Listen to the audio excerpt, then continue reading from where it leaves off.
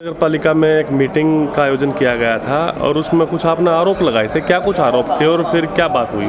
देखिए, आज कई सारे मुद्दों बात हुई थी और उन्होंने एक मेन मुद्दा ये था कि हमें जो ये दिया गया है अलॉटमेंट वर्क, तो जो काम अभी चले हुए हैं नगर पालिका में जनपदा में अलग अलग वार्डों में, तो उसमें मेरे वार्ड में उन्होंने वार्ड नंबर 3 में दिखाया गया है कि कुछ गलियों में पाइप दबाए जा रहे हैं वार्ड नंबर 3 में, और वो काम 30% से ज़्यादा पूरा भी हो चुका है।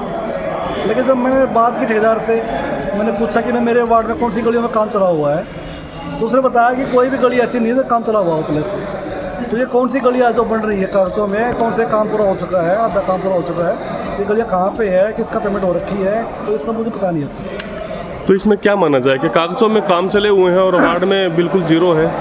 देखिए, जो उन्होंने मुझको एक लेटर दिया था अलॉटमेंट का, उसके अकॉर्डिंग तो काम कुछ भी नहीं हुआ वार्ड में अभी, और पेमेंट उसकी मुझे पता नहीं हुई कि नहीं हुई, लेकिन काम उसने दिखा रखा कि हो गया वार्ड में आधा 30% काम हो गया। आधा काम हो गया। और इसके अलावा हमने कई सारे मुद्दे उठाए थे मीटिंग में, जिसमें बुच्चेश्वर पार्क है, उसमें कुछ कब्जे हो रखे हैं, उनकी मैंने बात उठाई थी मीटिंग में। इसके अलावा बुच्चेश्वर पार्क जो बन चुका था कागजों में रिकॉर्ड में, उसका उठाया था कि भाई वो बन चुका है, तो उसके कागज कहाँ पे है, कितनी पेमेंट हुई ठेकेदार की, क्या से बढ़ाया गया है, और अगर पेमेंट नहीं हुई है तो क्या उसकी आगे की प्लानिंग है नगर पालिका की, वो सारी बातें मैंने बताई मीटिंग में। अगर इनमें बात करें तो सबसे बड़ी समस्या एक बंदरों को पकड़ने को लेकर आ रही थी, उसका टॉपिक पे बात हुई किसी की या नहीं? बंदरों की बात नहीं हुई थी। बंदर काफ़ी शहर में हो सकते हैं और काफ़ी परेशान लोगों को होती है। इसके बारे में ये बताया गया है कि जो ठेकेदार है, जो मतलब ठेका उसने काफ़ी महंगा लगाया था, जिसके कारण से ठेका कैंसिल कर दिया गया था। अब दोबारा ठेका निकाला जाएगा, टेंडर निकाला जाएगा, और उम्मीद है कि जल्दी कोई ठेकेदार आएगा जो कि वाजिब रेट में बंदर को पकड़ने का काम करेगा। एक टेंडर अगस्त में हुआ था हमारा, जिसको वर्क ऑर्डर अगस्त में मिला था, वो था डोर टू डोर का। ये आपने बता ही नहीं सकते था, पिछली मीटिंग में मैंने पूछा था आपसे। तो खा लग जाएगा। हाँ, अब मेरी सुनो, आपको मालूम एक बार मेरे को बात पूरी करने दो, वो थोड़ा सा कंफ्यूजन है, उन्होंने बीच में मैंने उनको भी नहीं टोका।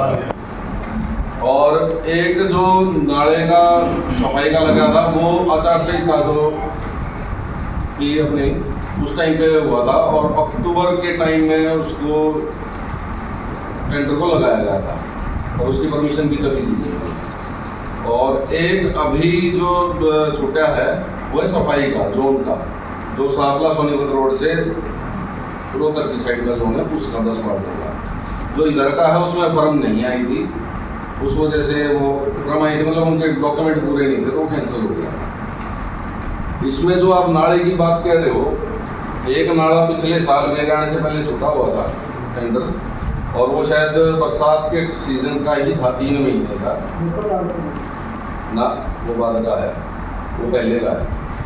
72 लाख वाला मेरे समय का है। इस बार 72 लाख वाला जो आपने पूछा है क्वेश्चन, वो मैं बता देता हूँ। मेरे को जिस दिन मैंने ज्वाइन करा था, उसी दिन जज साहब ने कहा थे मित्र देखो, किस बात पे नगर पालिका ने कोई कार्रवाई करनी थी और वो कर नहीं सकती, किसी कोई कब्जा तोड़ फोड़ करना था, ये स्लॉटर हाउस का जो था, ठीक है, वो जैसे भी मेरे ख्याल से 10 दिन चली थी या 8 दिन चली थी, मुझे एग्जैक्ट टाइम नहीं पता, उसके बाद तो वो काम बनाया, उसके बाद फिर कोई सा काम हो गया, फिर कोई सा काम हो गया।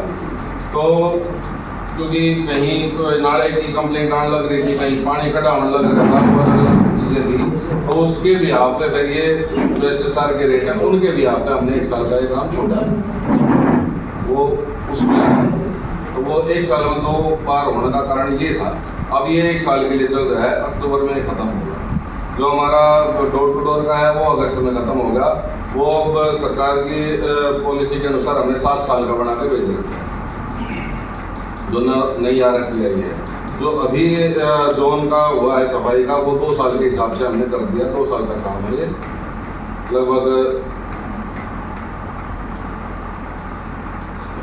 6 से 7 लाख रुपए के बीच में रहेगा पर मंथ।